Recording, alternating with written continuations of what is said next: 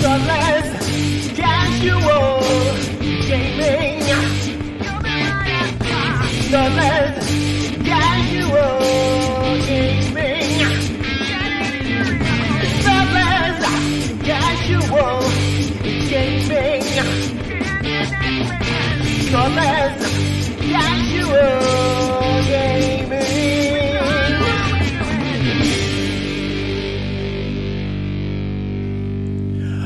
Look at that. I think we're actually in person, three-dimensionally recording. Was that the right button? I hope so, because it's the one I hit. And stuff is happening. So You're looking at the computer. I know, like something's happening, and it's a different screen to the one I'm now used to. I feel like I can hear the third dimension. Ooh. It tingles. Oh, gosh. Yes, well, hello. You are listening to a lockdown-free episode of Thoughtless Casual Gaming with Brett and Jace. We are sitting here in the same room recording for the first time. This is the first time for Ever? X amount of months. Yes, a significant period of time. Yes. It's been a while. I mean, it has been a while since the last episode anyway. It's been 3 weeks since the last one. With bad people. Apologies for that. It will hopefully not happen too often, but fuck, it's not been a fun couple of weeks, I can tell you. But in those 3 weeks, what have you been up to? What have I done? I've done some stuff. Stuff is good. I'm looking at the list, of which I kind of tried to remember today. I noticed you had a list. I know, right? Is this something you've been doing on the side when we've been doing it intergalactically through the internet that you just haven't shown me? Are you taking notes? Or I'm is not. this No. So just the difference is I'm not taking notes. What I tend to do is right before I hit the record button, I feverishly scramble whatever I scribble down whatever I've done for the last however long. So you don't wing it? Well, I thought you always winged it. I was very impressed with your improv skill. I'm not confident that any of it's accurate, and doesn't I matter. often don't stick to the script. But you know, it's all right. What are the things I need to try and remember to cover off? So this is, as I said, I basically did that tonight while we were waiting for everything to happen. It's taken us 3 weeks to get together to record and another 3 hours for me to get the kids down. Which may or may not stay, but that's fine. One's That's part of down. the fun. One is down. One is definitely not down. So hobby things. What have I done? 3 weeks. All right. So I have done a little bit of painting around the Marvel Crisis Protocol stuff. Mm-hmm. I did a little bit more on Valkyrie. Not quite finished, but a little bit more. And then I got bored and I did some more I started Lockjaw. Yep. So he's been fun. Are you doing any sort of teleportation tricks on it? Don't know. I had a very long conversation with Jared around could I cut him in half and almost do like Portal style. Have him on 2 bases. Yeah, and then when you move him, instead of you leave him there and then you move the front half to the other bit and then you take the other one away. And that seemed like a lot of effort for a little bit of reward. So we're not doing that. So No. I'll get him painted and then I'll have a think about how I'm going to... There's a couple of ideas. I just don't know if I can be bothered. So a little bit of Valkyrie, a little bit of Lockjaw. I got a little bit inspired by somebody and I started doing the rulers and range findery thingies and whatnot, measuring widgets in the box. So the box stuff. yeah, started doing a little bit of them, just gave them a bit of a spray and some black over the top for the little raised bits. Again, in a very half-finished state currently. And then I painted one of the cars. I repainted him. I wasn't happy, so I did one of the cars in the box. Now, those are the photos that you sent, or did you redo it since then? When did I send photos? You sent it, fantastically gorgeous photos. I I'm finished hoping him. to God that Yeah, no. you didn't The redo yellow that. car is the one Yes. I've redone. I finished it since those photos, though. You didn't start it again, did you? No, not that one. Okay, good. I had painted them, I'd started the base coat for them, but it was a bit rough, and so that was the result of me starting again with those photos. Because that was incredible. So it's fun. It was surprisingly not too painful to do, although I feel like the problem is now I've committed to the style for the rest of them.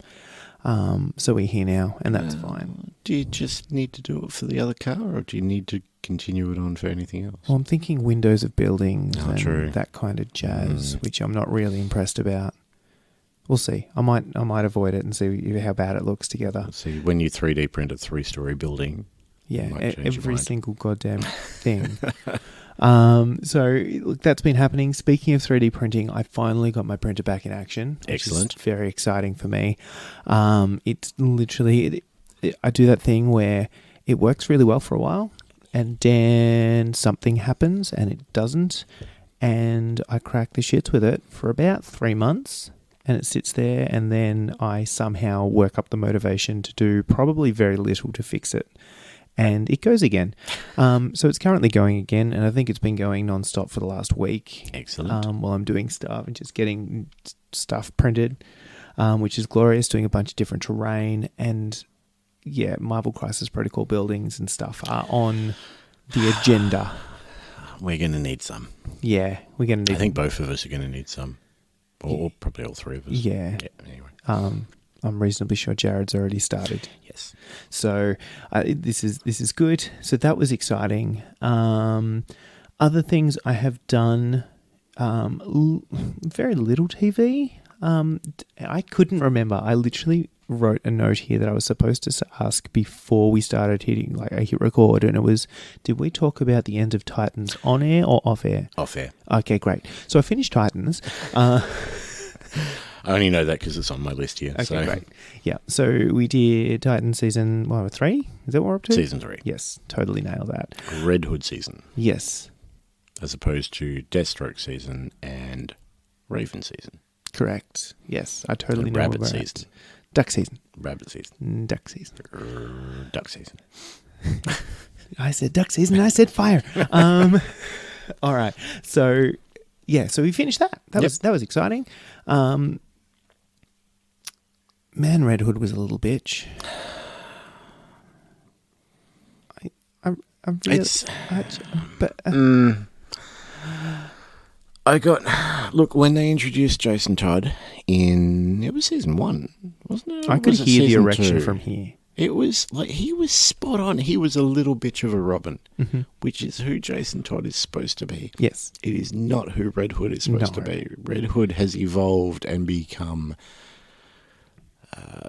darker. Yeah, he was supposed to come back a little bit changed, and he did not. He just came back stupid. Yeah, and just easily manipulated, and even as Robin, the dude was still a badass, and he just didn't play that at all. Yep. So I think fundamentally that was the disappointing piece. I think the storyline was probably a little bit fragmented with different things going on. Look, the whole Starfire thing too, I don't know. I'm assuming that they took, I don't know Starfire enough, but I'm assuming they took the whole swap of the power thing from a comic, but I'd never read it and I wasn't expecting it. No, so. I was the same. That was news to me. And then you start going, what is these new power? How does this... Yeah. Anyway, we're here now. The Black Star thing didn't really... It's not what I expected. Annoying. And just didn't go back and listen to the first couple of episodes where we start talking about season 3 of Titans and just how excited we were. And then I mean, yes, first episode incredible. Third episode, the Hawk episode, that was incredible. That was great. And then petered off. Yeah, it just kind of dribbled along for the next little bit, and weird stuff happened, and I appreciate that it's based on a comic and there are such things as a Lazarus Pit and all that jazz, right? But I just feel like it got a little bit too easy to not have any consequences. Yeah. I mean, that's always been the thing with Lazarus Pits is you come back a little bit unhinged. Yeah. And that's why... I'm going to fuck it up. Raish Agul? Ra's al Ghul, yep. Tomato. That's why he's completely nuts, is because... One too many. About 100 too many. Yeah. He's been going for a long time, that guy. Yeah, so, I don't know. It was... Look, I will watch the next season, but... I will too. I'll keep watching it as long as they keep making it. making it and putting at least little Easter eggs in it. And, they did Scarecrow this season, and it took me a while to recognise it as the guy from Mad Men. But he wasn't the Scarecrow I wanted, but it was an interesting take on the Scarecrow. He wasn't. Again, it was one of those, like, I liked the concept, and then the longer it sort of dragged on, the less I found him a credible villain. Yeah. That was probably the challenging piece. So, season 4, I'm sure there probably will be one. Yeah. Just be interesting to see where they go. Yeah, I'm super curious. Like, I would love to see something like the Terror story arc, but now they've already done sort of Teammate backstabbing. Yeah. I mean, they kind of did that last season a little bit. Oh, it's kind of the trophy storyline, really. Yeah. Yeah, we'll see. Yeah. Anyway, we finished it. That was the important part here. I had an opportunity to see Eternals, and I chose not to. Okay. I hear it's a decent length. 2.5 hours? And I hear it's different for a Marvel movie. Yes. Which you would expect given direction and all that jazz. Look, realistically, 2.5 hours and unknown, and it's just like, oh, this is going to end up being a long night, and I may or may not appreciate it. So, no, not today, Satan. I'm curious. I'm curious too, but I don't know. I haven't been in the cinema for that long. I don't know if I could sit still for 2.5 hours. All right. And I'm infinitely more excited that Shang-Chi is going to Disney. This week? Next week? 12th. Yeah, so it's this like week. Thursday Friday. Or something. Friday. Yeah. Yep. So that is my Friday night plan. Yeah, Friday. Yep. Excellent. I had plans on Friday. I'm cancelling them now. Yeah. And in preparation, speaking of purchases, well, I bought a TV. Anyway. Excellent. Going back to Shang-Chi, yes. I just read today, actually, that Stan Lee's original choice for Shang-Chi was Brandon Lee. Correct. Yeah, before the whole crow thing. Which was interesting. Yeah, I haven't seen it yet. I will see it after it's on Disney Plus for free. Correct. Yeah, look, makes sense. Think that's a winner. So yes, new TV. Yes. Shang-Chi. It'll all line up on Friday. It's the best thing in the world. Excellent. I'm pretty excited. And then the other thing, because I'm a real adult, is they've also released a new season of Big Mouth. So I giggled at penis jokes for 4 episodes last night. That was the best. Is that season 3? I think so. Yeah, 3 or 4, I watched the first season. I was like, okay. I didn't go any further. Yeah. No, it's brainless, stupid. Yes, sign me the fuck up. So again, it's just that what can I do that doesn't involve thinking? In fact, if you could do less than thinking, can I do negative thinking? And this ticks that box. Right, royally. And then the last little thing I will touch on now, because I don't want to touch on it later, is a sneaky little game I got in a week or so ago at Throw the Dice of Kings of War. Ooh. Tell me more. Tell me more. I managed... Did she put up a fight? No, yeah, go on, sorry. I lost horribly. It was So look, long story short, it's one of those ones that they've got a little bit of momentum happening. There's a few players. There's a few things going on. I dabbled in, must have been 2nd edition, so we're up to 3rd now. But I don't know how long ago that was, to be fair. And sort of went and then lost momentum and got distracted, probably by Malifaux. But seems legit. Yeah. Look, they've had a bit of a scene. I've got a lot of stuff. So I just went, look, let's go see what the new edition's like. See, it turns out it hasn't really changed. I think they might have cleaned up some rules, but I never knew them well enough to know. But it's... Look, it hits the balance of... So the old rank and flank, which I appreciate. I really enjoy that style of game. I really enjoy the simplicity of the rules. where it doesn't feel like you're playing on kiddie mode. Like, the rules are straightforward, the rules are easy, the rules are simple, but there is still a depth in the game. And I really, really get off on the hobby aspect, because with all these giant units, right, you never remove models. So it's just one big base that you can then just do whatever the fuck you want on, just all over that base. So effectively, it's like playing an army scale game with 10 models. Okay. Just with giant ass bases. So look, between the rules, the actual feel of the game, and the hobby thing, I got a little bit excited, and I'm currently sort of working through project ideas at the moment on the side, just because I can't help myself. So that was awesome fun, and probably something I'm going to have to dip in a little bit harder at some point when I have more time. More than just a tip. Yeah, it was good. Dangerous. Anywho, that was me. That's what I've done. What have you done? Well, like I said, it's been a hell of a couple of weeks, so my list is not overly long. We have covered Titans.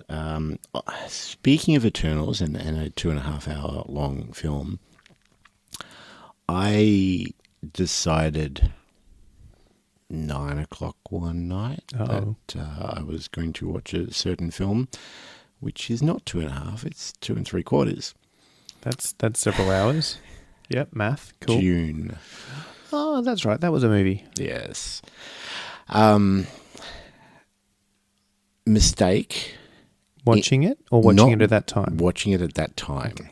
Because, I mean, it's a hell of a lot. And this is part one. They've split the first book into 2 parts. Which I feel like was the only way they could have done it in correct. kind of justice. I mean, the old David Lynch 84 film was just a vomitous mess, really, that when I watched it, I'm like, well, if I hadn't read the book, I wouldn't have a clue what the fuck they were talking about here. So, yeah, they've split it into 2. I don't know that part 2 has got the green light yet, 100%, but it'll happen. It'll happen. It's in the titles. It's Dune Part 1. Like, it's going to be an ultimate fuck you to the company if they don't let him make part 2. It's pretty, it's beautiful, the acting's really good. It's been a while since I've read the book, but they seem to get the majority of stuff in. It was just the wrong time for me to watch it. I'm going to have to go back and rewatch it because the last half an hour or so, there were times when my eyes were closed and I was like, no, I want to watch this. So yeah, I'll watch it again. It was pretty. I liked it. Sandworms. I also watched a TV series on Netflix called Sweet Home, which is a Korean show. I'm still chasing that Squid Game dragon. I swear to God. Like, it just, I need that back in my life. I need the feeling that I had from Squid Game. I totally got something completely wrong in my head, and it is the single reason I have not watched Squid Game yet. And I had it in my head that the whole thing was subtitled. It is. You can watch it English dubbed, though, as well. Yes. And because I had it in my head that it was subtitled, and the TV in my bedroom and my eyesight are not compatible with me reading subtitles, even with glasses, I'm like, no, that's too much effort for any time. And then I realized you can watch it dubbed, and it gives you that kind of old school kung fu vibe as well, which just gets me. So now it needs to be consumed. It does, because, like I said, I need that again. The wife started watching it, and I'm like, I'll join in.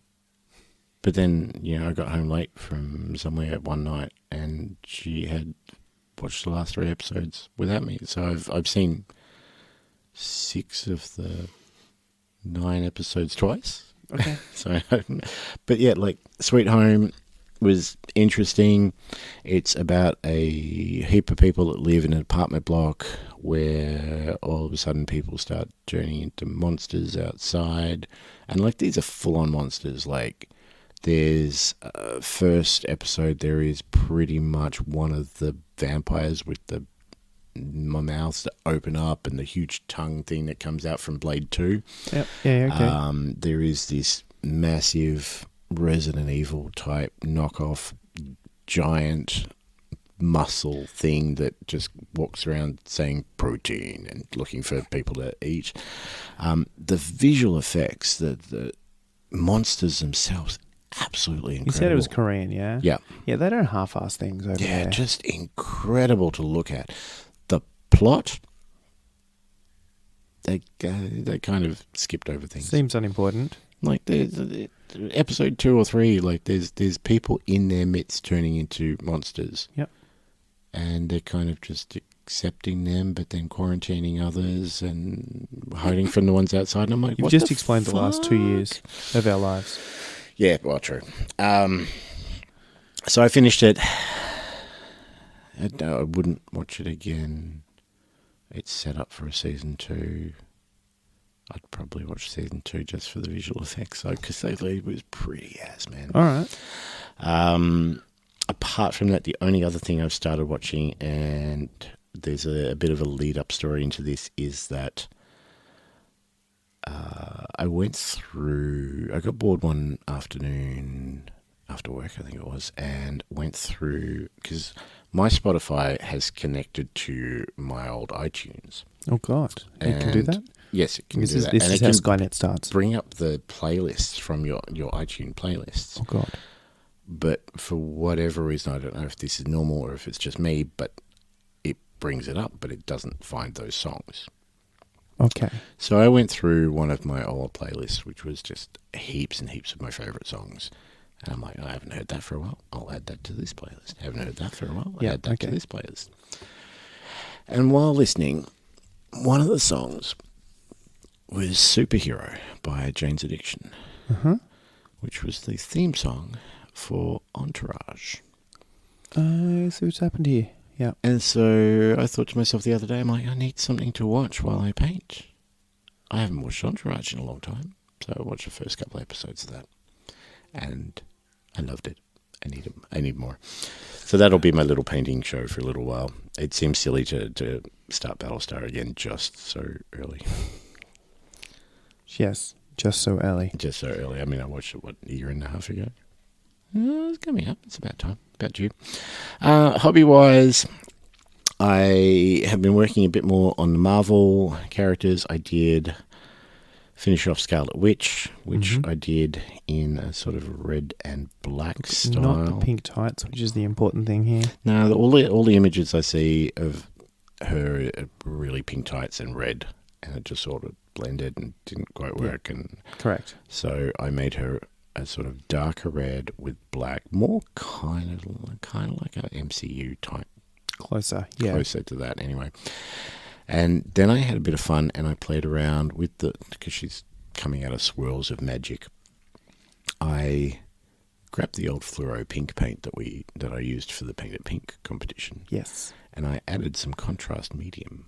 And I made a contrast fluoro pink colour. Well, this can only end well. It did. I was very happy with it. She's very pretty. And all the magic is it goes from a really bright pink to almost a white in spots. Oh, hello. And I'm quite fond of it. All right. So it worked. So I need to make my own contrast more often, obviously. I also did Spider-Man and Doc Ock, which finished off all my Marvel models. So I went around to your place and we did some airbrushing for my second time only, which you kindly took one of the bins from the scenery for Marvel and showed me how to do it, and then I did the other bin, and there's a distinct difference between the two. Yeah, I'll lift my game next time. I'm sorry. No, it's the other way around. But anyway, and likewise for two of the measuring tools. Yep. And what I then realised is, so there's 4 measuring tools. One of them I'd done with contrast paint, and I'm happy enough with that. The 2 we did, and then I did the black over the top, so they're all done. And then the the last one, which I had kind of started with contrast over like a light, the Wraithbone base coat, but I'd also done some white bits in the middle to try and make it not so contrasty before I put the contrast on. Didn't like it, so I've base coated that and will be revisiting you. Yep, easy. But yeah, did a few touch-ups on the bins as well, put some typhus corrosion on them, Nurgle's rot, and they seem to work. That makes such a difference too. Yeah. But then I kind of got in a bit of a hobby slump and I didn't really know what I wanted to do. I did start Marlena from Malifaux and was sort of pottering around doing a few bits and pieces with her. Did the Teddy Green and was kind of okay with that. He looks all right. He's got a big pink tongue sticking out. And was trying to work out how to do Marlena herself when I had this realization that the dress that she wears with the bow at the back is very similar to American McGee's Alice. Oh, yeah. Okay. So I did those colours. Nice. And she looks all right. I'm happy with her. And I have started, and I've written a name down, and I don't know if it's correct. Lilith? Mm-hmm. Is that the I mean, that is a character. It is a character. Is it the right character? Barbados? Barbaros. His old... Yes. Yes, all right. Yes. So I started on her. She's my most The recent. sword. Yes, that's the one. Yep. So I started on her. I haven't missed a day since we last talked. So I'm 133 models done for the year. I did not count the ones that you airbrushed. And I just topped up, so I counted the ones that I've airbrushed. I would have totally counted those.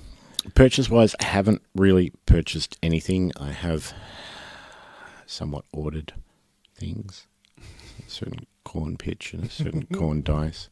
I haven't got money to pay for them yet. Coming. It was always going to happen. Yeah, I ordered them through Rich because I was like, if I order them through Bradley, I've got to pay for them up front. If I order them through Rich, then I can say, can I pick this up next week? With two kids' birthdays within 4 days. 4 days? Yeah, two birthdays planning. Within 4 days of each other. Stupid. So purchase-wise, nothing. I have acquired... I know, but I have acquired some models. I got some models last night, which were a present. And they were given to me, and I'm very cross with the person that did it because they should not be buying me presents. I mean, you don't deserve them. I definitely do not deserve them, but I do have them. So, what is reaching? What is this? Mystique and Beast for Marvel. So now I have more Marvel models. Well, to you're put not together. fully painted. No, and I'm not fully painted anymore. So I have 2 models to put together. These are the, apart from Cable and Domino, which are still on order with Rich, they are the only Marvel models that I wanted that are currently out. So far. That are currently out. Juggernaut is coming. Colossus is coming. Gambit and Rogue are coming. Jean Grey is coming. But currently. So now I have these. Ooh, I've just noticed that Beast has an alternate head and hand. Yeah, because he's got the claw hand and then the book. He's got a book. Which is the necessary hand. I think so. Absolutely book hand. I've just realised that Beast is very blue, of course, in Correct. all the pictures. There was a Dark Beast character who was grey from memory. I'm going to have to look that up. I couldn't tell you colour. Beast from like an evil beast from another world who is exactly the same except evil. So it might be a colour choice that I need to do. Interesting. I can't decide whether I like Mystique with a gun. Yeah, look.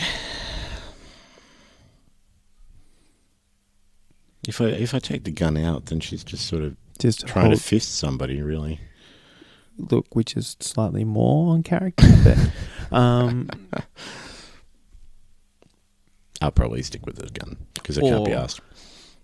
the hand that you don't use for beast, you use as a morphing kind of Ideas. I like it. I'll work something out. What could possibly go wrong? Yeah, like I said, I got these yesterday, and they're still in the plastic wrap. Shrimp wrap, as they call it. But yeah, that's hobby-wise, that's pretty much it for me. I did want to talk quickly with you about a couple of things from Warhammer Day, which was, when was that? Was towards the end of October, This is wasn't expensive. it? Expensive is a word, yes. There were a couple of things which were intriguing. So, Underworld's Yes. new ogre team, which pretty much looks, not looks-wise, but the characters are pretty much the same as the last ogre. I know, but It's better an because ogre they're and pirates. They're all pirates. They're pretty. They are very nice. They're trying to get me back into Underworld. They very much are, and I feel like pirate ogres is one way to do that.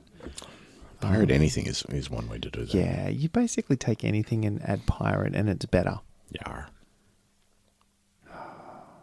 It's a dilemma. Yeah. I mean, I don't know Dilemma. what I really can't be bothered with a new season and changes and stuff. That seems like a lot of effort, but I could be bothered with pirate ogres. I've done the Pokemon thing for so long with Underworlds, and I feel like now's the time, considering how much Underworlds I have played in the last couple of years. I mean, you definitely need more Stormcast.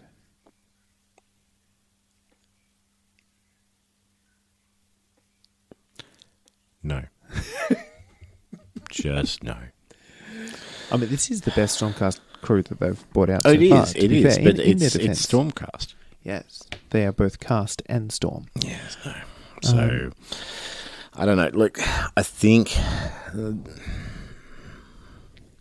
the way, I mean, if I see a crew that is anything, say, like the vampires, Yes. I'm going to need to pick them up.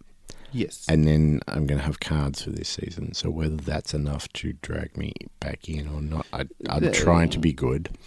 And I'm also slightly torn, right? Whether if there are sexy AF models that I need to own, whether there's other stuff I can use them for. Mm-hmm. Could those vampires be a Blood Bowl team? Most certainly. This I have seen people do that. This is kind of where my thinking goes. Assuming I still need a vampire Blood Bowl team at some point. Well, there is that. Yes. So, yeah, as I said, if they bring out cool as models that I definitely need to own, I will probably just pick those up. Mm-hmm. But I will probably be very, trigger shy. Yep. Yes. Yeah. That's exactly how I'm feeling.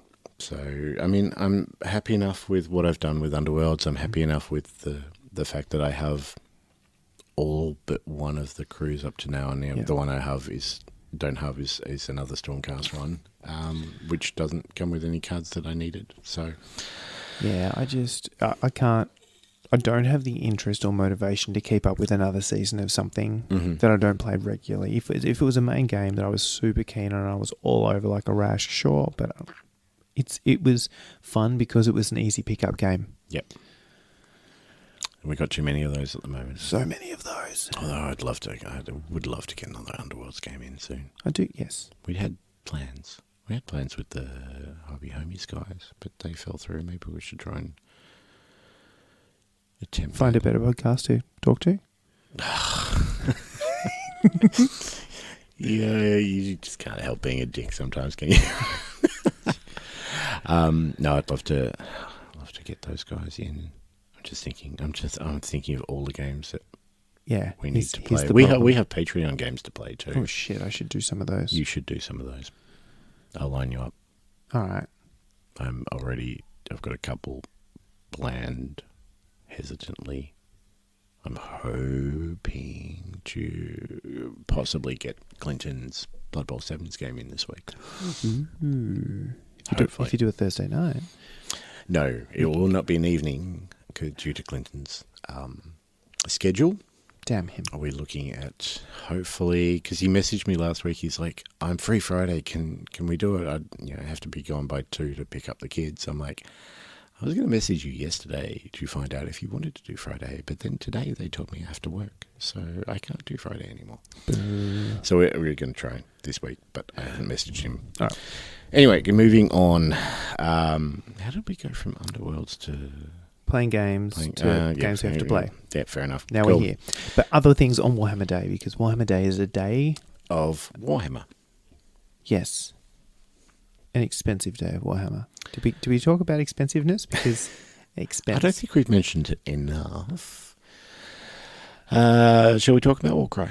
Warcry. And so just to add insult to injury, and I'm not sure if it's because of Warhammer Day or just coinky-dink, but a couple of friends of mine that sort of live out West Melbourne way literally caught up for a Warcry night the other night and played a bunch of games and just, regaled me with the tales of it, and it just, and then they go ahead and they release a new box for Warcry.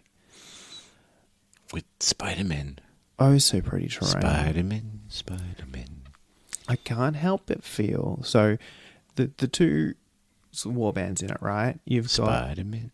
the Dark Oath. Yes. The guys that definitely don't skip neck day.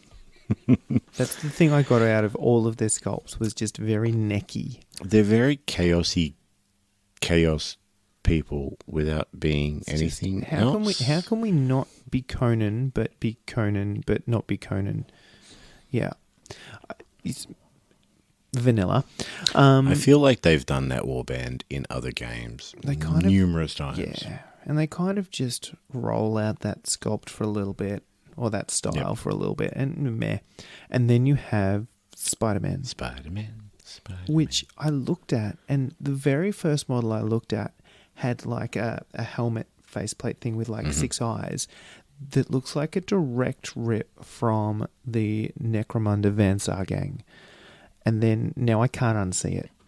And they are fantasy Vansar.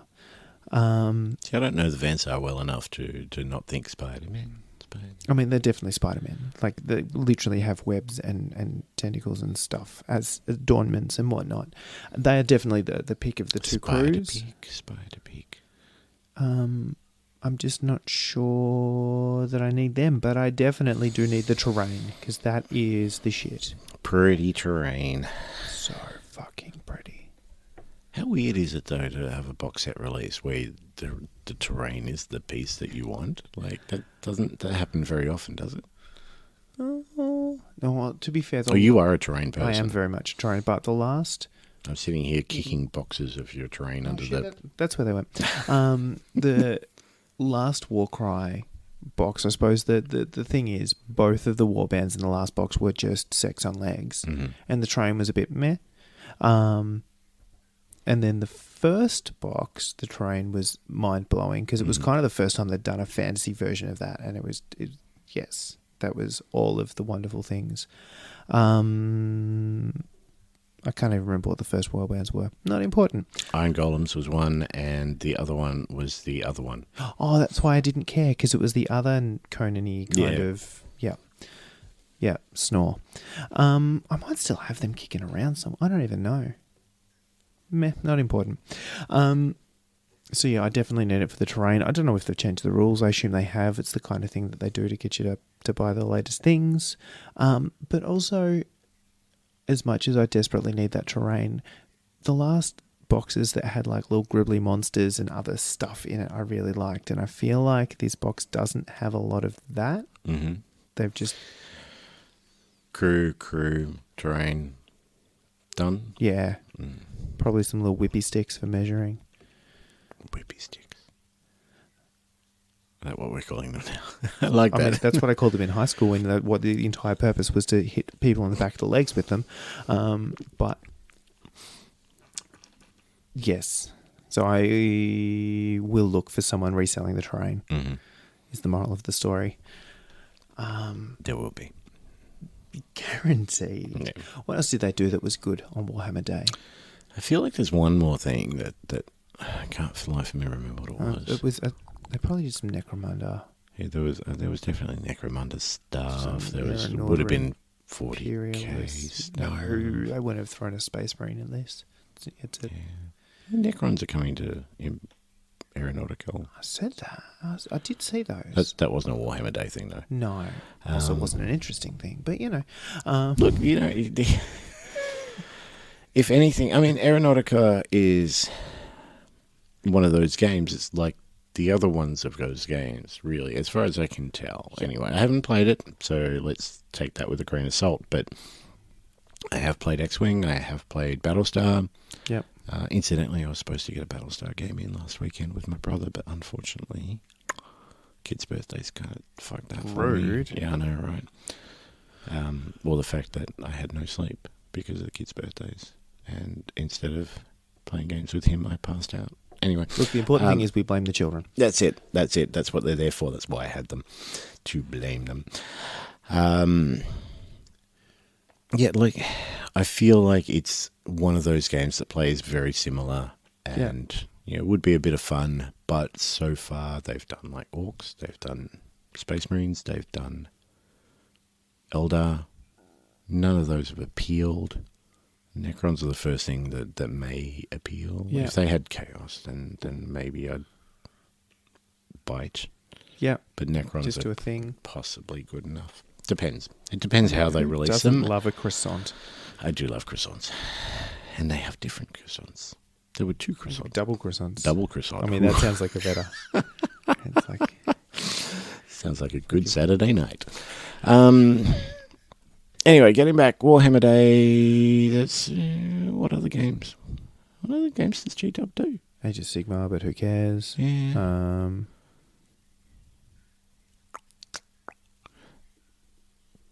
Blood Bowl. Fucking God.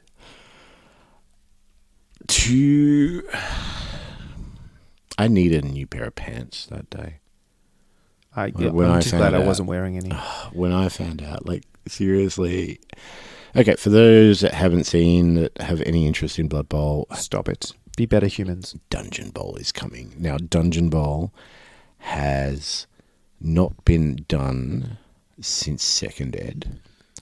It was the first expansion to Second Ed Blood Bowl, and this is way back when they had the polystyrene pitch for Blood Bowl.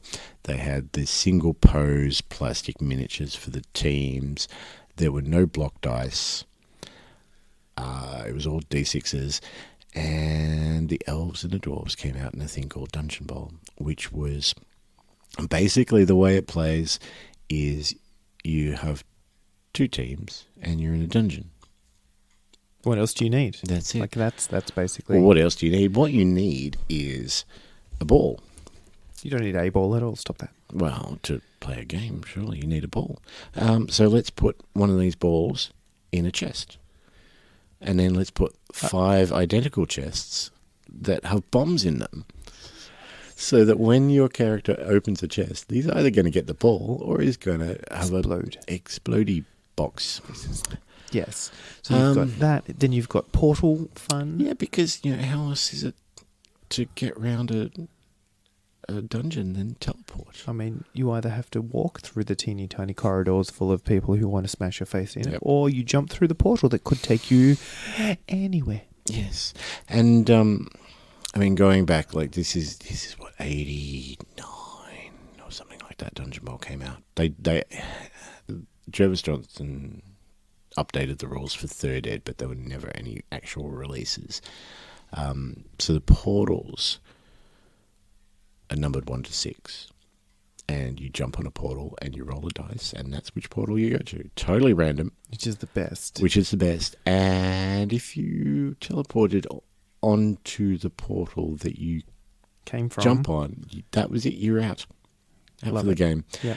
And if you teleported onto a portal that somebody else is standing on, then they teleported onto another random one. And bounce them around. bounce it. Yes. Oh, look. I never played, and I always wanted to. Yeah. And it looks like 7 player sides, so it's... Yeah, it's the right size. It also looks like they're not necessarily sticking to... Because the teams in the box are mixed teams. The mixed races. They are mixed teams, and they were in Dungeon Bowl as well. They had... I think there's like 8 wizard schools. This is basically college Blood Bowl. Yeah. And each of the wizard schools had different combinations of races that they could use. That's the best. So I'm so bored. the teams in the box, Skaven and Dark Elves, and then was it dwarves, ogres, and snotlings? Yeah, something like that. Yeah, so good. Look, I really actually because I know you've got like the Old World Alliance and stuff in the current, which is great. But I feel like having magic colleges gives you a theme to latch onto. Yes. So it actually gives you a reason, not just here's some shit we smashed together, which is kind of why I haven't dug into the Alliance or the mixed race teams too much. Whereas this, I feel like I can really get on board and do something silly and give them super themey type things. Pick a college, go silly. But just for next level craziness, like where we said you can't take Blood Bowl too seriously in a regular game, this just steps that up so many notches. It's going to be stupid. First to score 1 touchdown wins. That's all you need. Yeah. And oh my god, These games might go for a while. Yeah, they will either be really quick or they will go for a while. And it was quite funny actually because there's a podcast called the Bonehead Podcast done by a couple of Brit guys who are just fucking knowledgeable and really entertaining about Blood Bowl. They are all the things that we are not. Exactly. If you want to know about Blood Bowl and you want to listen to people that know what they're talking about, go listen to them. Stop listening to this shit. Stop it. But they released, a couple of days ago, they released their most recent episode, which was recorded a little while ago, before Warhammer Day. And so they knew that some Blood Bowl announcement was happening, and they were all, the three of them that were talking, they were like, you know, it'll probably be another team, it's probably too early for another book, pretty much all they were saying is another team. And the guy who hosts it, he was like, you know, can you imagine if it was Dungeon Bowl? But, you know, we've been talking about that for years. It'll never happen. Never happen. What are you talking about? About a week ago, so before this episode came out, there was a 13-minute reaction to Dungeon Bowl done by the same guy. It came out and he was just, oh my god, look at it, dude, blah, blah, blah, blah, blah. And then he did, the day after, I think it was, he did like a 30-minute history of Dungeon Bowl, which was just fantastic. Best. So him just losing his mind, which is kind of how we feel. Yes, I will say that if you want to understand the level of excitement or where this comes from, and you just want to just get involved in the Blood Bowl kind of backstory and stuff, there was a series of books that they released forever ago. Yep. The original one I think was just called Blood Bowl. Yes, that it was. And then there was a couple of, you know, sequels. That's what they call the ones that they write after the first one. And one of those is Dungeon Bowl. There is a Dungeon Bowl piece. I don't know whether it's a whole book, but there is definitely at least a Dungeon Bowl game. Is it a trilogy or a trilogy with an extra one? It's one of those two. Because there's I've a got Lustria them. one Downstairs. I haven't read them for years. They're actually amazing reads because they're the real good balance of immersive, fun, but not really hard work. Yep. But there is definitely at least a Dungeon Bowl game in that. It's ringing bells now that you mention it.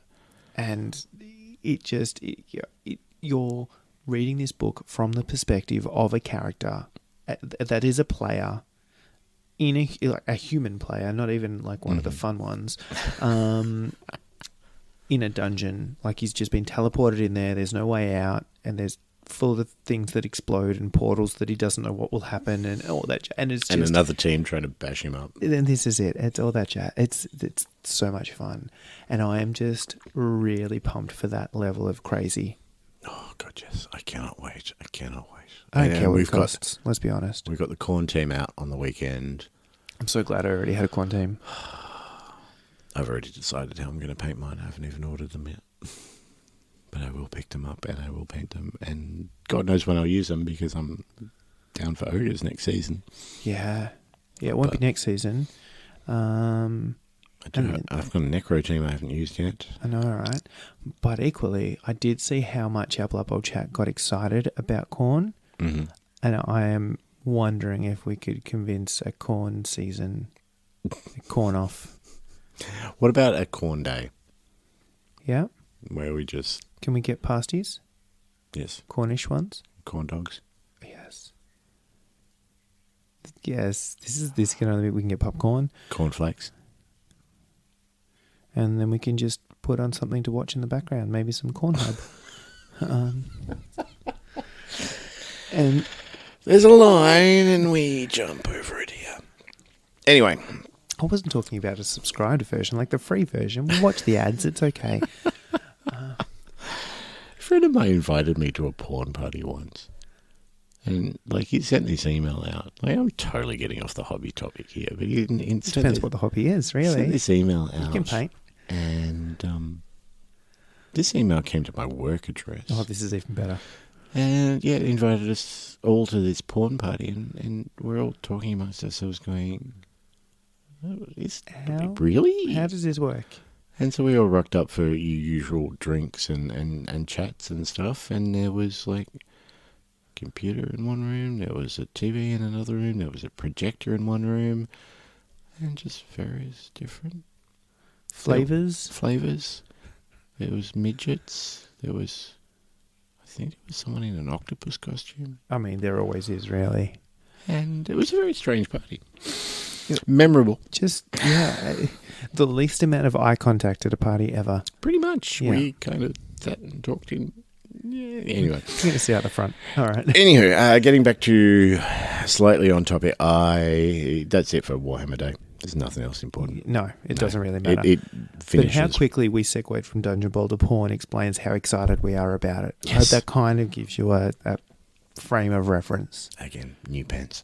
I did get a game of Blood Bowl in. So I played off against Dylan's Blackhawks, which was Dylan's last game for the season. I've still got 2 to go. He's been so pumped this season. I know. Even I in love between it. games, he's just like, who's up for a friendly? Yep. Like, there is no friendly here. I think now that he's finished, he's trying to line up teams with his Dark Elves before he uses them next season. Yeah.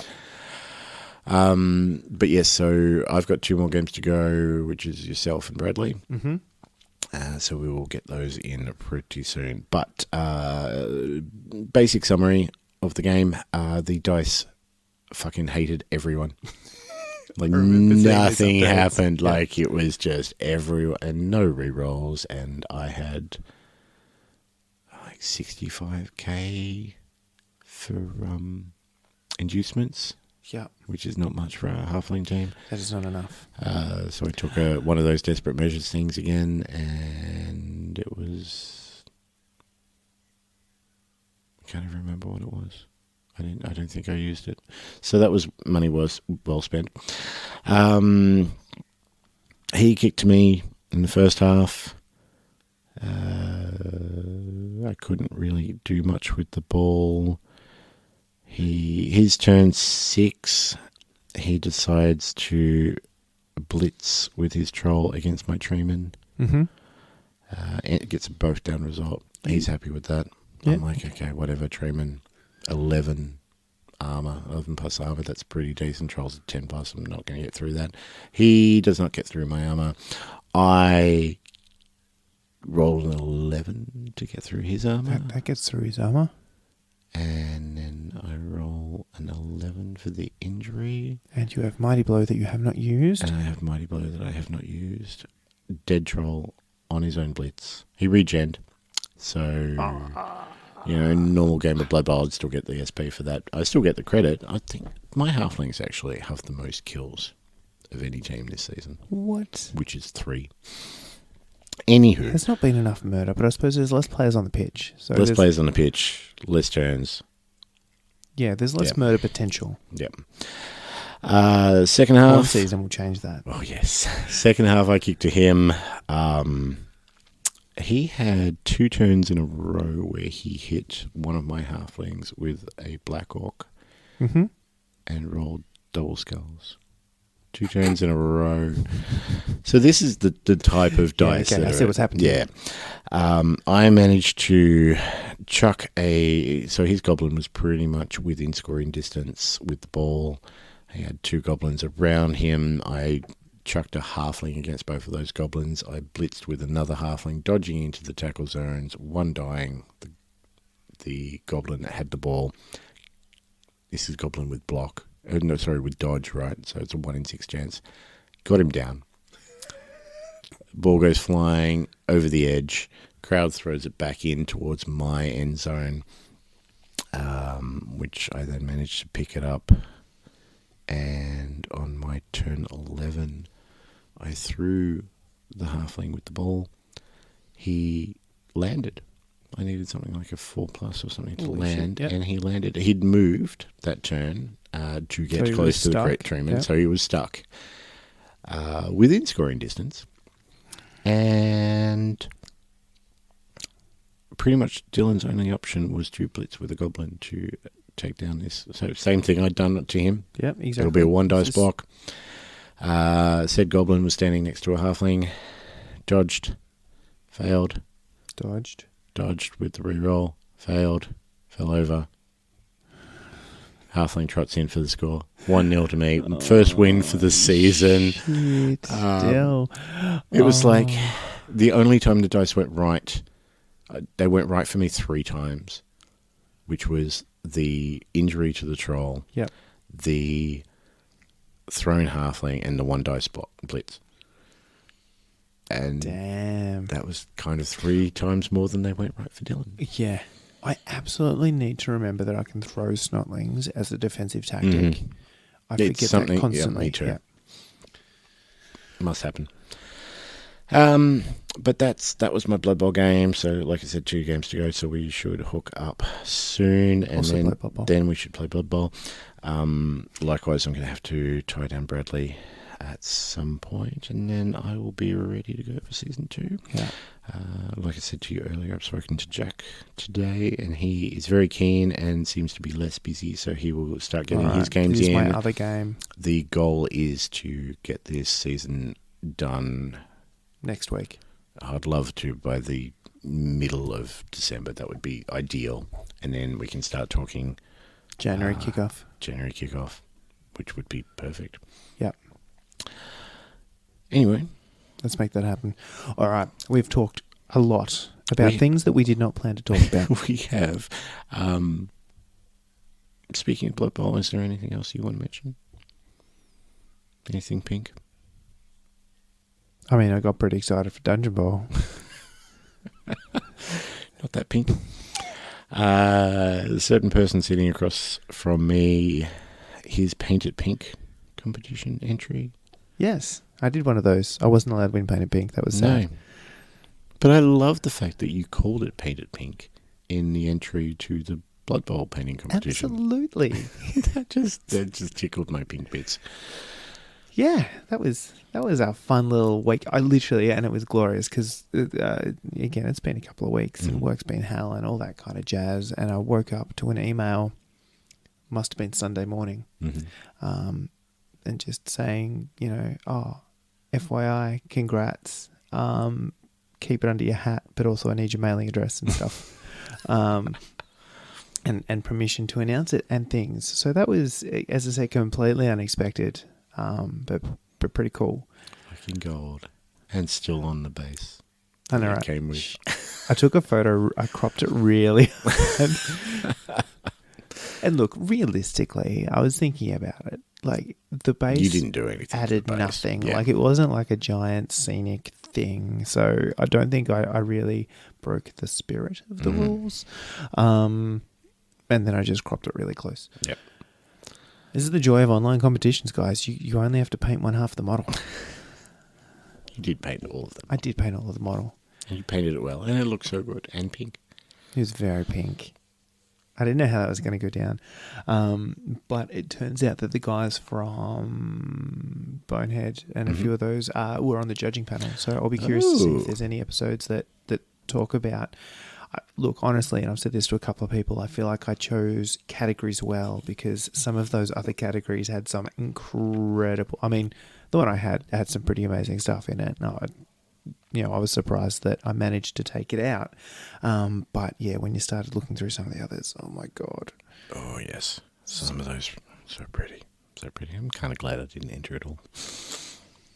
Anywho, shall we take a break? Let's take a break. Let's do some stuff. And then... Come back and talk about other stuff. Yes, that's what we do here. I remember now. Music.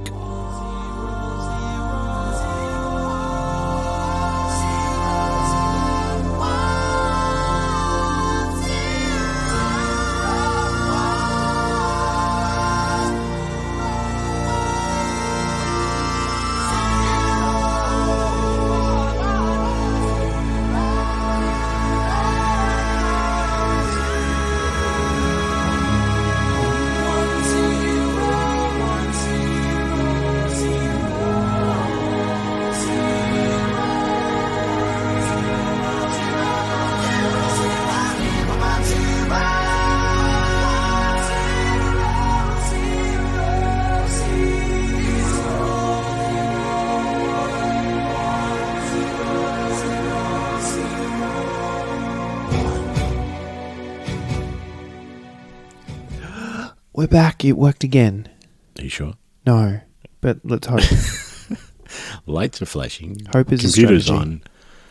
Sound seems to be coming out of the speakers. Yeah. Okay, cool.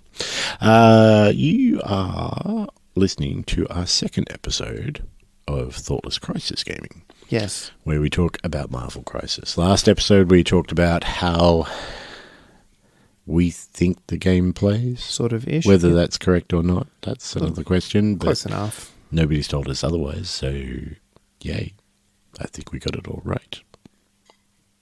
Or we only have people listening that know the same amount or less. Or we don't have anyone listening. I mean, my statement covered that, but it sounded better. Anywho, so we have played some games in the last couple of months.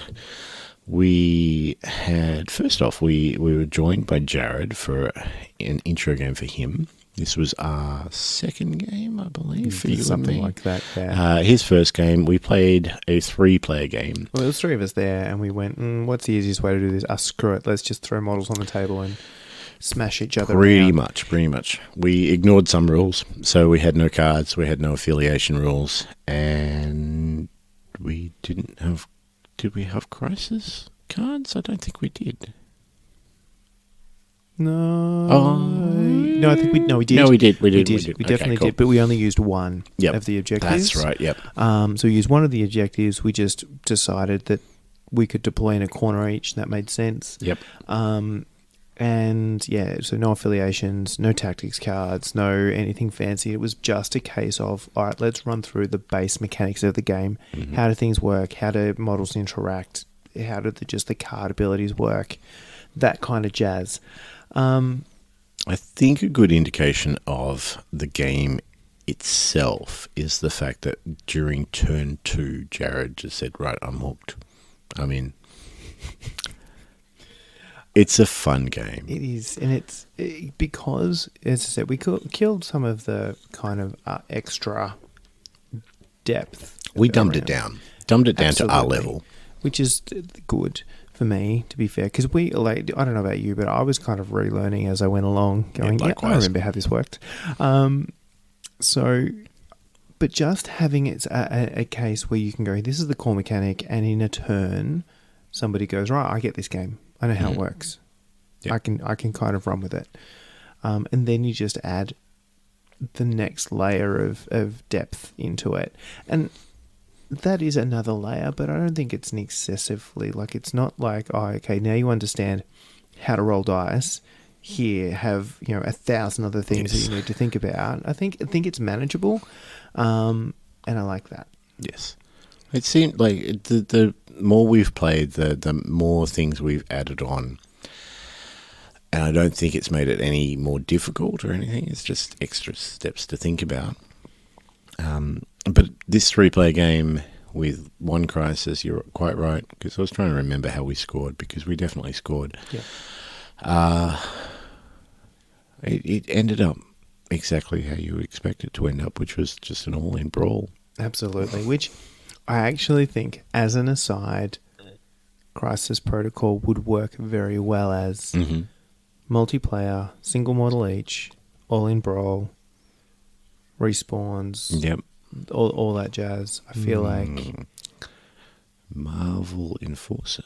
yeah, Definitely something to think about. would not be hard. So, anywho, moving right along, it absolutely just ended up as a three-way shit show, all in brawl, just stuff getting thrown at everybody. Yeah, Magneto. I took Magneto. Who did I have? Magneto, Toad, Sabretooth. Was that it? What's that? 12 points. Ghost Rider. No. Ghost Rider. Quite right. Ghost Rider did his thing, driving around, being all ghosty and riding. But Magneto, I just used him to throw stuff. Absolutely. And it was like, I think we said, maybe we said it last episode. Yeah, we did. We didn't throw anything in the first game. We ignored that part of it. And I embraced it with Magneto, and I was throwing things. And I've got a couple of highlights for me for the game. Probably the biggest highlight was the fact that, while I was throwing these metal things that Magneto makes every turn, and I was go throw a car or something at somebody, and I threw the tiny little trash can that comes with the game at the back of Widow's head and hit and did a damage. And that was just a highlight. Just this just a tiny little bump. bin. She has a bruise. She turned around and got hit by a fly in the back of the head. It was gold. Other thing I was quite proud of, actually, was everything seemed to happen in the middle. Sabretooth got sort of conned into that for a bit. Magneto was throwing things. Ghost Rider was riding things. But Toad was off on his own, sort of in a corner, and started getting attacked by Hawkeye. Yes. And Toad turned around and just wiped the floor with Hawkeye. It was Absolutely. I didn't think it should happen. Licked him to death. So that was another highlight for me. Yeah, and if I remember rightly, the way this kind of played out is you had a corner sort of diagonally opposite me, which means Jared and I ran at each other. Sabretooth kind of joined in, but Magneto just stood a little bit, about halfway up the board, and just hurled shit at everybody. Magneto's not the fastest mover, which I've heard is an issue with him. And he hurled stuff, and I think in return he was getting pushed back, and it made it slower for him. In hindsight, didn't actually probably helped his cause, because he didn't really want to get up in our faces, because he could throw shit a long way. And then you had Ghost Rider kind of just doing laps. He zoomed. He did such zooming. So the way this played out for me is it was She-Hulk, Captain Marvel, Okoye, Black Widow. From memory. That was the right. So Black Widow went off on her own and grabbed an objective, or tried to, very early, and then got ghost ridden.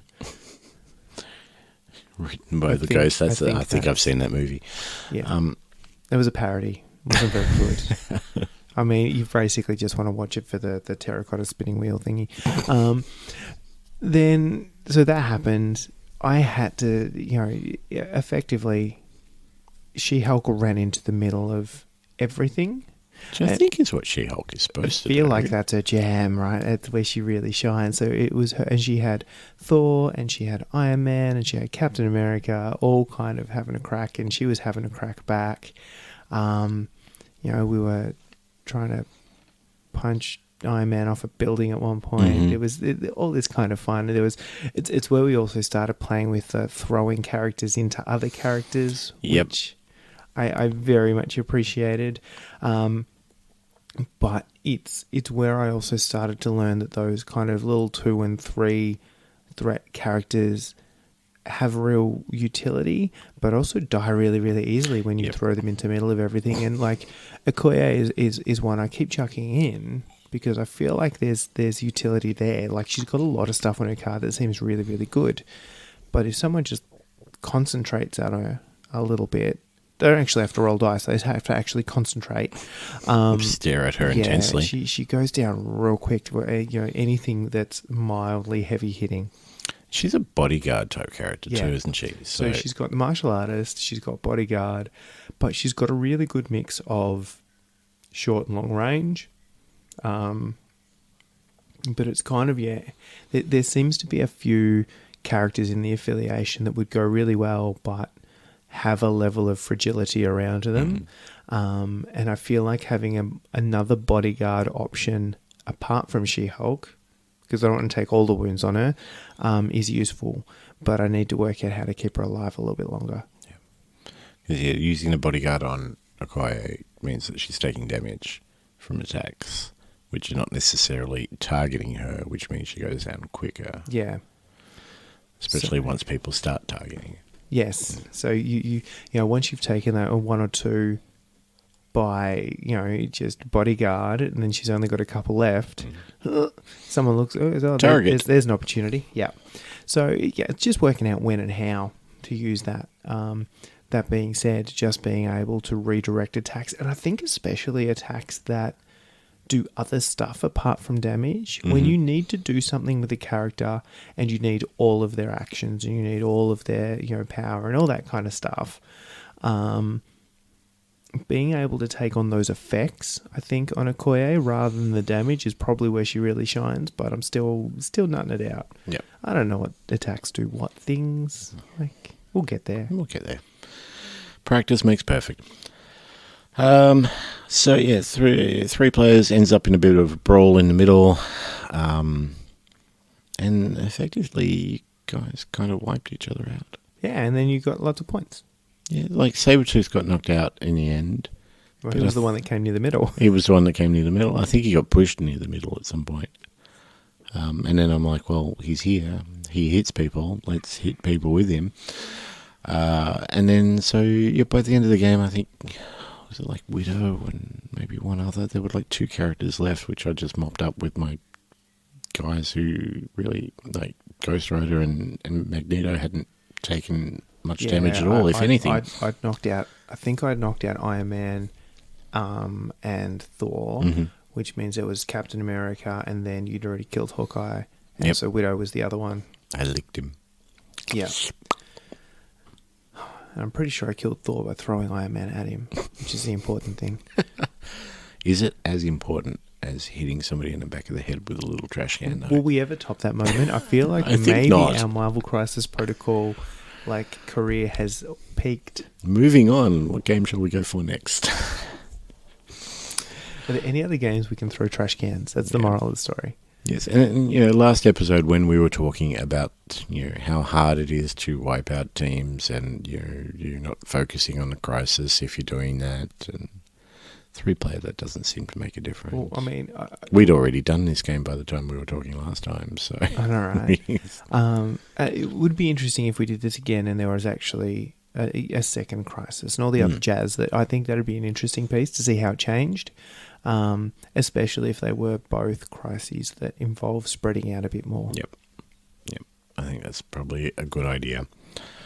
Game Deuce. Number 2. Who does number 2 work for? We, again, met up, all 3 of us. And this time we kind of planned it. Yeah, absolutely. We organised we were like in a advance. well-oiled machine. We looked up, there are some multiplayer options for Crisis, and most of them revolve around a bigger threat. Yeah. And one that we found, and that I knew of before I went house in the core box, was Ultron. Everyone on Ultron. So that's why I made sure I got the Ultron model and painted him up for this game. So we had you with your A-Force. We had Jared with his Avengers against you 2 against me playing the solitary Ultron. And it's not regular Ultron, let's be really clear. No, it's Ultimate Ultron. It's Roid Rage Ultron. Yes. So we set up, we had the scenario all ready. I mean, you can play this scenario 2 players on the AI, and there's a little flow chart, which Ultron follows.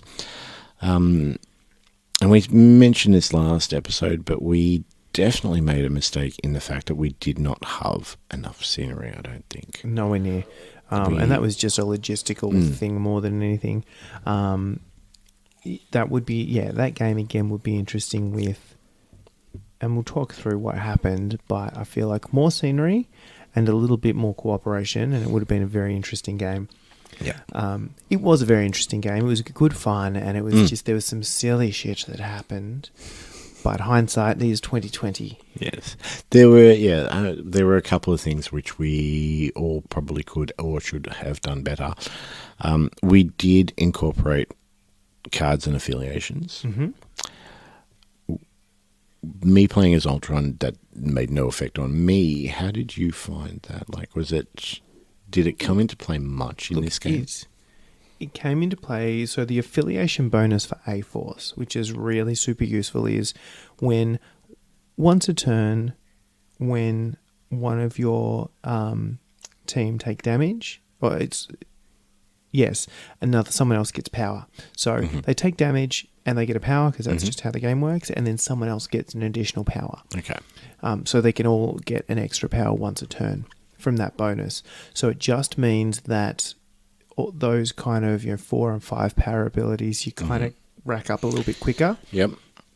So that was kind of step one, and it meant that things like Captain Marvel could go binary a little bit earlier. Those kind of little things, which was super useful.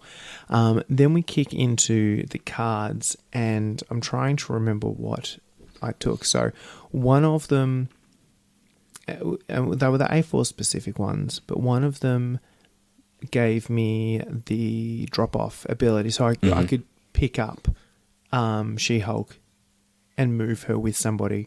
So that turned out to be super useful for the turn it was there, because really quickly we found out how mobile Ultimate Ultron is, and that was very the surprise. much so. Yep. I think that was definitely the surprise of the game. So just being able to... She-Hulk is an absolute beast. However, you need to get her where she needs to go. And that was really challenging. So... And I think I spent a good half of the game running away from She-Hulk. Absolutely. And doing a very good job of that. And the problem is once I'd burnt that card, I no longer had it. So I then had to walk.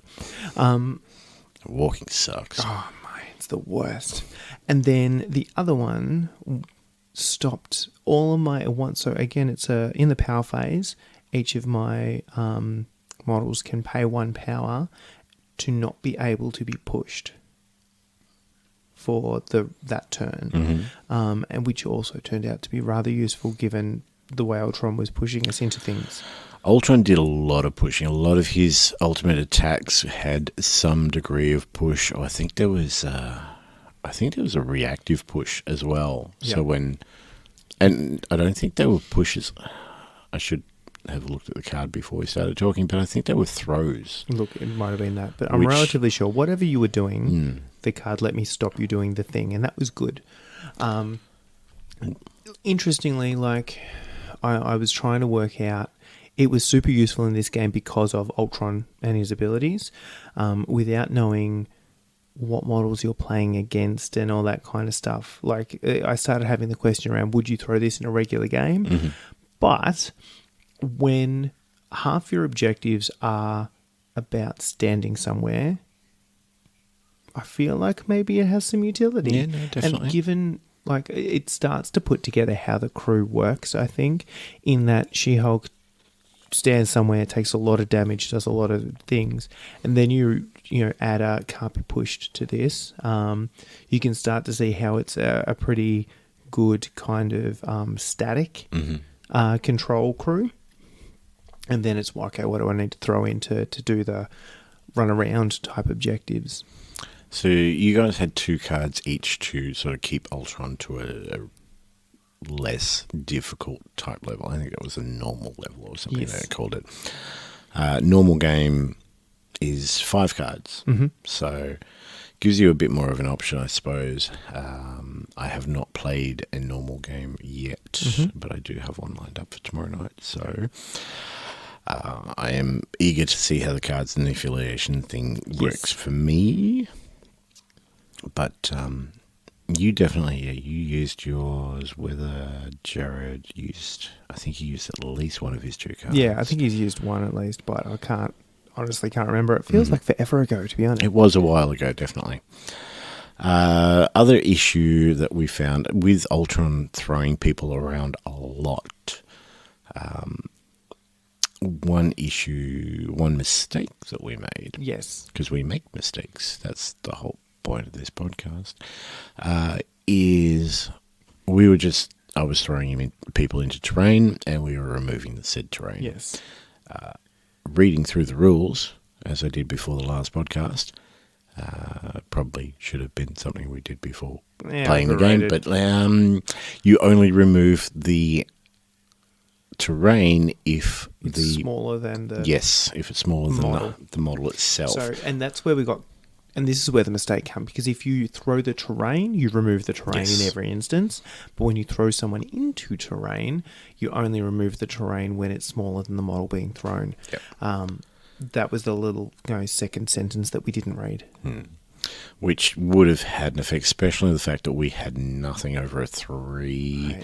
We had, and you guys, part of the idea of this was for you guys to be rescuing people that are being terrorized by Ultimate Ultron. In the terrain. And we kept removing all the terrain, which made it very hard to go and search for people. Mm-hmm. Although little Timmy wasn't a trash can, which was realistically the highlight of the game again. The trash can. The little tiny trash can that ended up in the back of Widow's head had a person in it. Ironically enough, not a person that you found searching through that trash can. No, you threw the trash can or I something. Destroyed the trash can. And little Timmy popped out. The other, again, hindsight, but... The game did turn into quite a bit of bashing Ultron. Absolutely. And trying to bash Ultron and not necessarily focusing on citizens and rescuing them and getting victory points that way. So, and with his mobility, I was able to run away, but I was still getting points from controlling terminals and things like that, which... in hindsight, probably a little more focus on the citizens might have helped. Honestly, the way we should have played this, and this is just me theory crafting, with 2 crews, effectively, one could do objectives, one could bash Ultron. Yep, no, that seems as fair. an option, and then effectively just for ease of who's gone and what's going on in every instance, and this isn't a rule at all, but we just went, Jared activates somebody, I activate somebody, Jared activates somebody, and then Ultron does his thing. But what happened in that is there were times where I would activate someone, do some damage to Ultron, then Ultron would get a chance to activate and fuck off out of dodge. Yep. Whereas if we had been a little bit more strategic around which models activate in which order, I feel like we could have actually done some significant damage to him, and it wouldn't have just been sort of nickel and diming him and not having an effect on the game as much. So we'd take him down to a point where he wasn't being as effective, and then you've got another 4 or 5 models running around fighting the objective fight. Yep. Because Ultron, the way that Ultron worked is he could basically... he had a bit more health than normal Ultron does. He had a lot more abilities than normal Ultron does, and he could technically, the equivalent of KO 5 times before he was out. Yes. And the weaker, the more times you got that health down, the more he changed. So a lot of things became weaker for him, the more times he had taken that damage. And there were a couple of times where he had 8 health, I think it was, and you had 7 health on him, 7 hits on him, and I was just able to get away and do a bit more. So, yeah, definitely And I think I even think I thought about this at the time, but the alternating activations wasn't something you guys needed to do. No. I did think about it at the time, but couldn't be bothered having the conversation and going, hey, can I take your turn? Because it was just like, let's just play the game. Yep. Play it out. It's fine. But yeah, in hindsight, that was probably a relatively big... Because, I mean, there was a piece there where I'm pretty sure I had She-Hulk and Captain Marvel chasing him. She-Hulk went in and did a stupid amount of... Like, she one-shotted him at one shot, I'm pretty sure. Yep. And then I had Captain Marvel ready with the power to go binary and silly. But in between then, you had a chance to get out. And then I couldn't catch him. So it was a little bit of that. And then there was a little bit of just...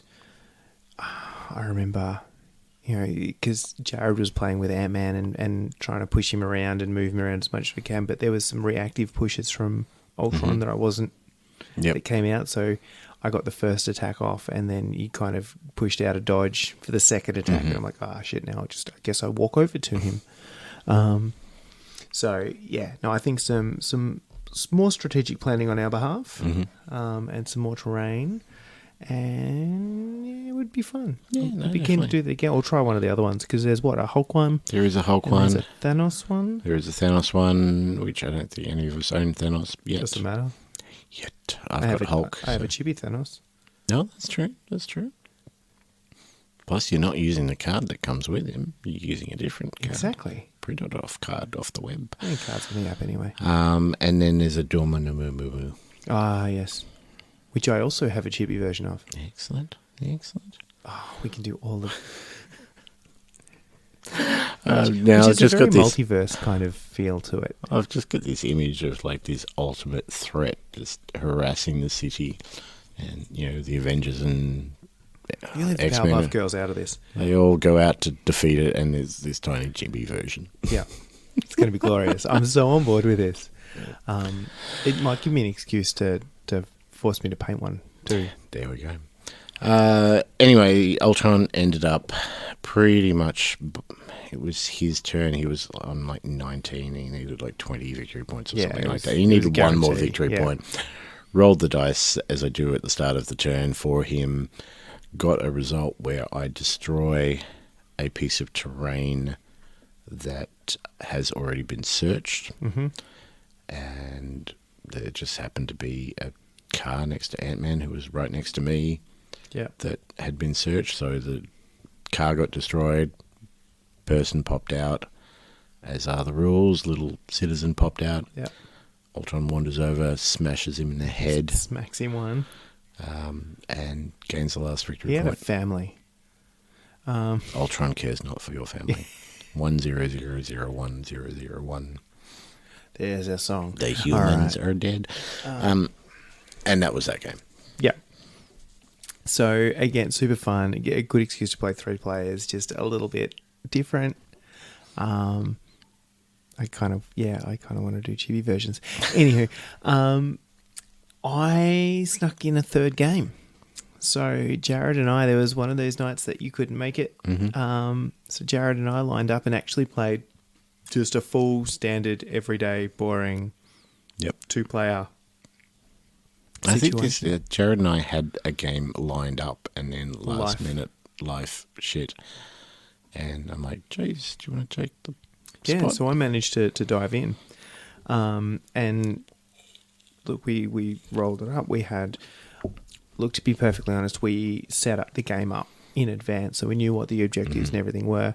We knew what the threat level was. So we just showed up with the right level crews and all that jazz. And we're still being a little bit nice about it because still collecting, still painting, still doing all that stuff. So we haven't busted it. Like I'm like, let's play like a 20 something threat. Jared's like, can we play the 17? I've got 17.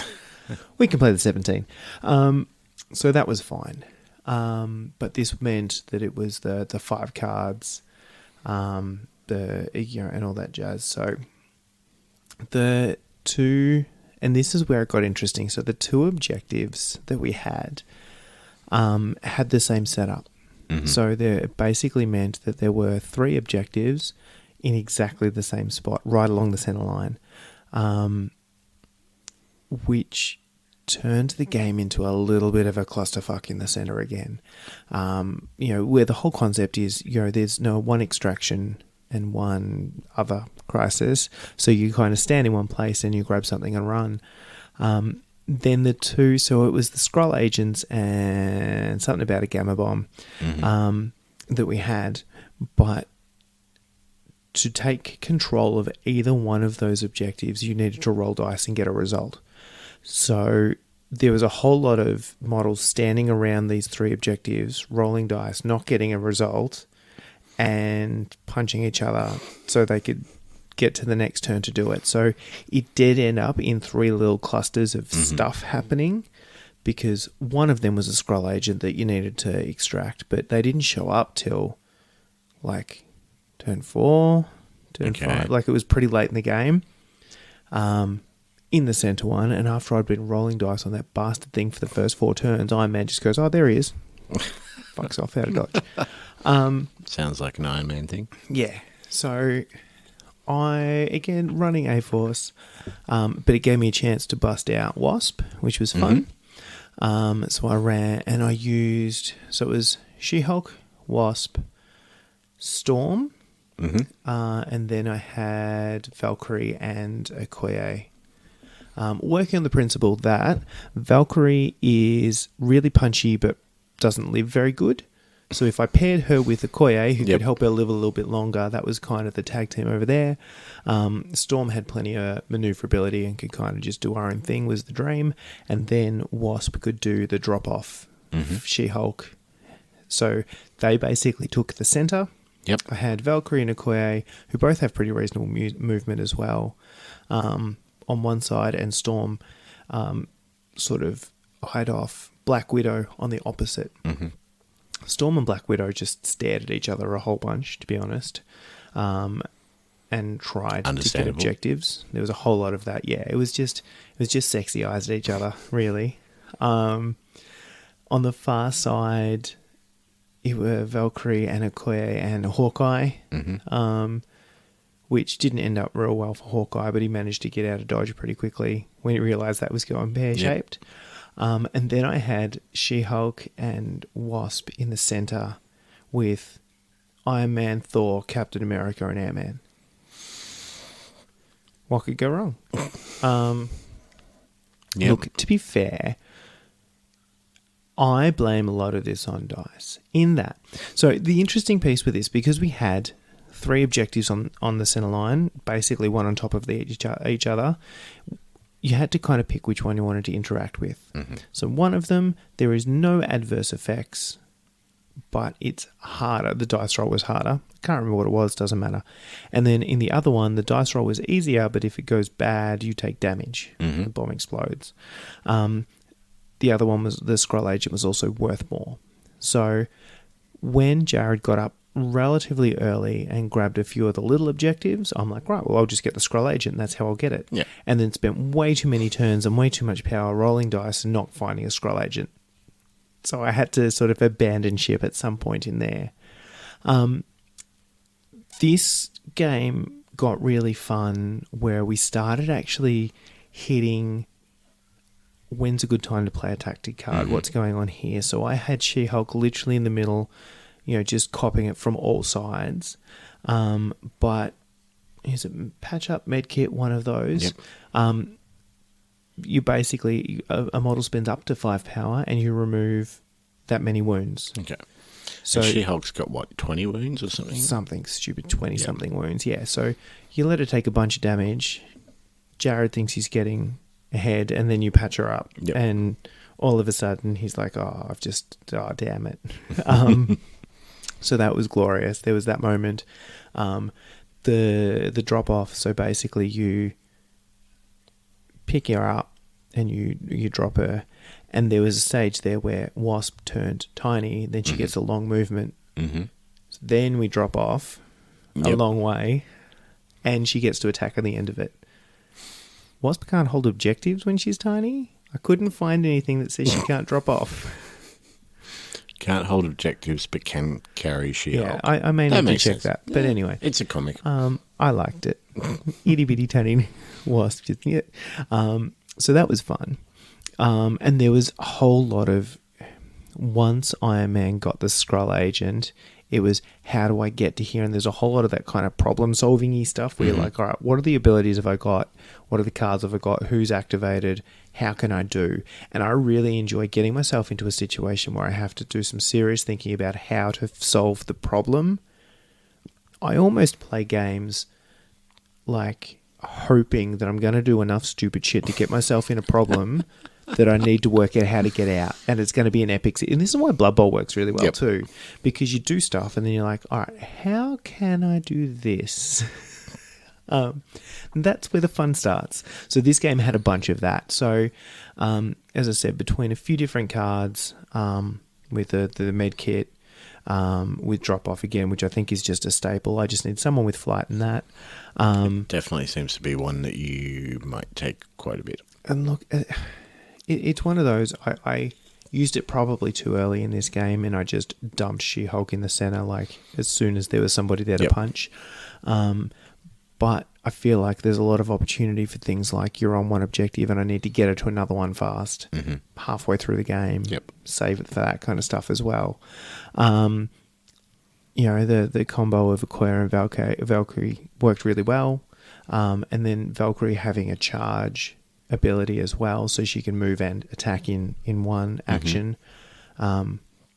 Super cool, especially if you, and I failed to get off the flurry trigger, which is the piece I think I needed to kill Hawkeye, which let him get out of dodge. So you can start to see how abilities start to stack and combo and all that kind of stuff. And then on the flip side, Jared started all of the Captain America team up abilities. So he had the Thor one where he does the lightning on the shield. He had the Iron Man one where he does the... It's like, so everything on the shield. Captain America just stood there and was basically a mirror for the rest of the team. So lots of fun there, and lots of fun with both Ant-Man and Wasp on both sides going, all right, when is it right to be which size, and when do I go small or when do I go big? And did Ant-Man attack Wasp or vice versa at any point? Yes, they did. Definitely good. At one side they had a little tiny punch on. In tiny size? Yeah. Well, when Ant-Man uses, when he's in tiny size and he punches, he automatically goes big. So it's like ant-size uppercut. Like it's an included embiggens. Yeah. So he includingly embiggened himself while punching a wasp in the face. So they had a fun little brawl right in the middle where you had She-Hulk and the rest of them, and those two just turning big and little and punching each other, which was glorious. So yeah, no, it's super fun. And just even with those two, it was stuff like when you turn tiny or you turn big, you place them within like range 1 of each other. So you actually get little tiny range boosts and stuff. So you can start to position them to do other stuff. So both of us playing with a little bit of that too.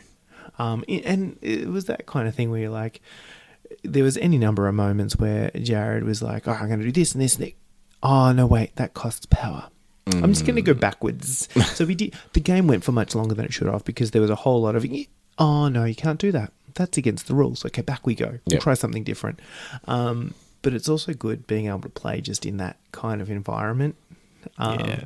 So we're both kind of nutting it out. And eventually we'll get to a stage where you don't have to go backwards so many times, but having the reverse button is super handy. In the end, Jared picked up I think we gave up at turn 5 because we had gone back a few times and Rich wanted to close. But Jared was very much ahead on both the crises because I'd been trying to find a Skrull agent that wouldn't show up for most of the game, where Jared played the other objective and had more gamma bombs. So yeah, that was my third full game. Not stupid. I think, I'm super pumped to get into where I don't understand necessarily is when do I want to, what crises do I want to add in? Why would I choose them? What is, if I have priority and I'm choosing the game size, when do I want to choose a bigger game versus a smaller game depending on my opponent? Like it's that kind of stuff. Like what does my sort of roster really excel at? and how do I manage the other bits. So starting to actually get into the tactics of that thing, because at the moment I'm just picking ones that sound cool. Yeah, because that's exactly what I did, because Jared and I set up for our game that didn't happen. So we chose that I had cards, he didn't at that point. So I chose 3 ones, he chose a random number 1 to 3, and I flipped that card over and that was done. Yeah. But I literally chose ones which sounded cool. Yeah. And I don't know whether they work with my team or not. I don't know. Like, I'll find out tomorrow when we eventually play that game that we organised a couple of weeks ago.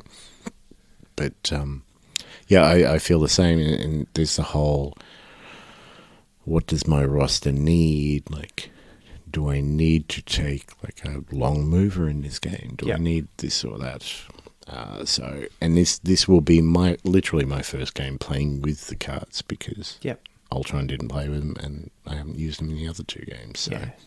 And I found with the cards, there was probably sort of 3 that I went, yes, this is a great thing. And there are a couple I'm like, I might as well play this. Mm-hmm. So because they don't take an activation, do they? Generally. No. Yeah. And depending on the card, I mean, they play at different times and things like that. But unless it says it's an action, it's not. Mm-hmm. But it's more just, does the game suit or does the situation need it? And I suppose, and that will depend on the crisis as well too. So it's working out which of those kind of cards have the most utility in the most games and all that jazz. There's a really good Magneto card, which gives him like this awesome ability, but you need to be playing with Scarlet Witch and Quicksilver at the same time. And Quicksilver needs to do this, and then Scarlet Witch needs to do that. Yeah. And if that has happened, then Magneto can do this. And I'm like, oh, it sounds cool. You spend half your game trying to set that up. Yes, I'm not. I worry about the whole setup aspect of it. So anyway, we'll find out some of those cards tomorrow. Yeah, and as I said, I think the game plays the same. Yep. As we've always played, but it's just that next level of tactics of, all right, what do I want to take? Why do I want to take it? What is my opponent playing? What am I playing? How does that change my choices? Who has priority? Mm-hmm. So all that kind of stuff, which I think is changing in the next, or they're doing a bit of a rules update, clean up with the new cards. Mm-hmm. So the person who doesn't have priority chooses the game size and stuff like that in some of the newer. They've switched that. Switched it around, so because it was the priority person that did. So it was trying to make sense if you're going first and choosing what game you're playing. That kind of makes sense. Yeah, you get all the advantages based on a very random dice roll. No, that's true. So I think it's just a smoothing out process, which I kind of like. And is it like, I don't expect you to know this, but like, could you roll the dice and then win the dice and go, well, I want priority or I want to go first? That would be an idea. I'm relatively sure you get priority by winning the dice roll. Okay. And then you get everything that comes with it, and you don't get everything that doesn't come with it.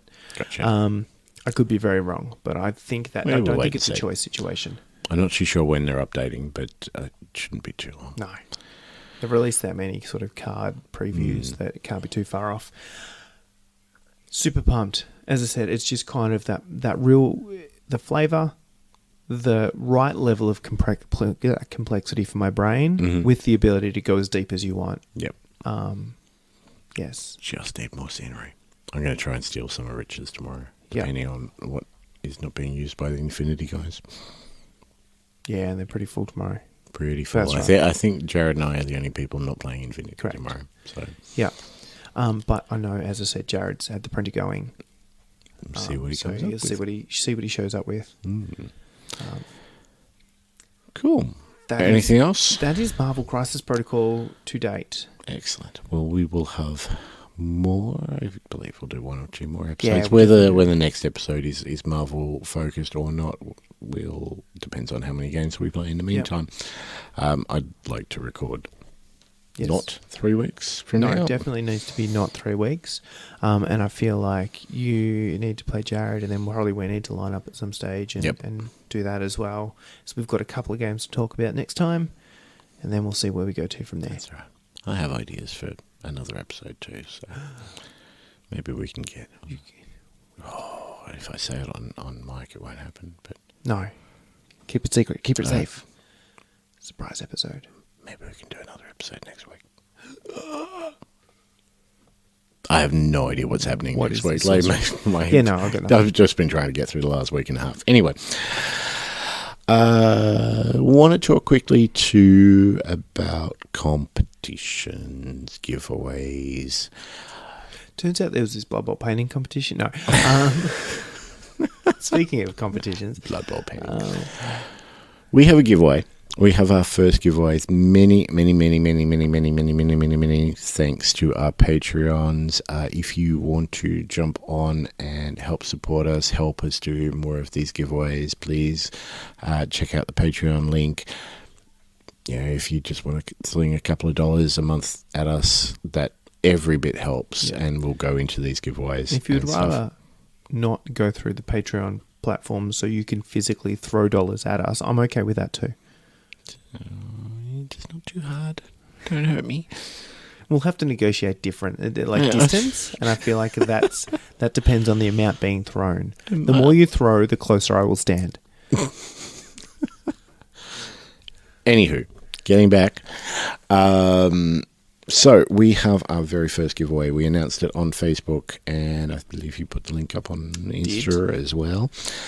We have a set of washers. Yes. Yeah.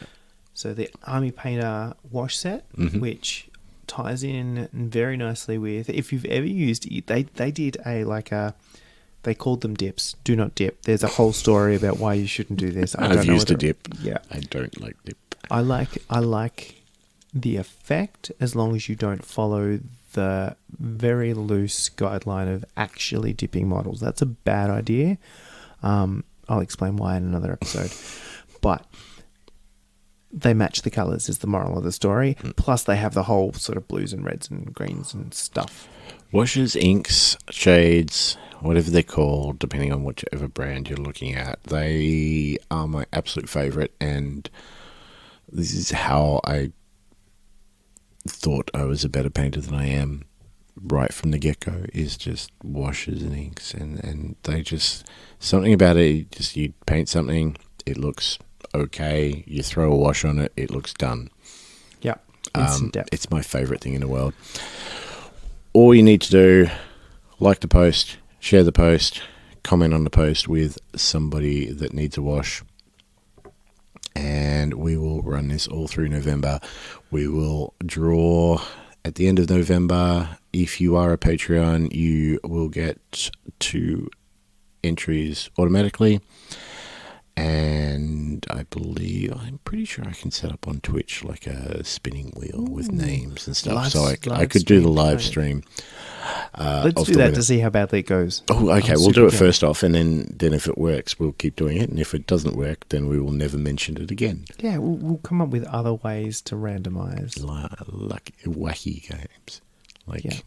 I mean, there's a bit of a balcony here. We could just put all the names in a hat, throw them off the balcony, and see which one lands closest to the hole and whatever. You've got enough sort of kittens and stuff here. I'm pretty sure we can do something with numbered kittens.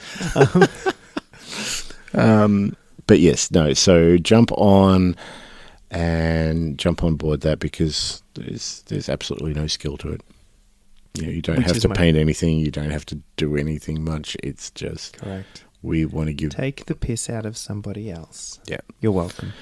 And again, thank you to the current Patreons. A lot of those Patreons have signed up for dice level as well, which means that after 3 months they will get a set of TCG branded dice.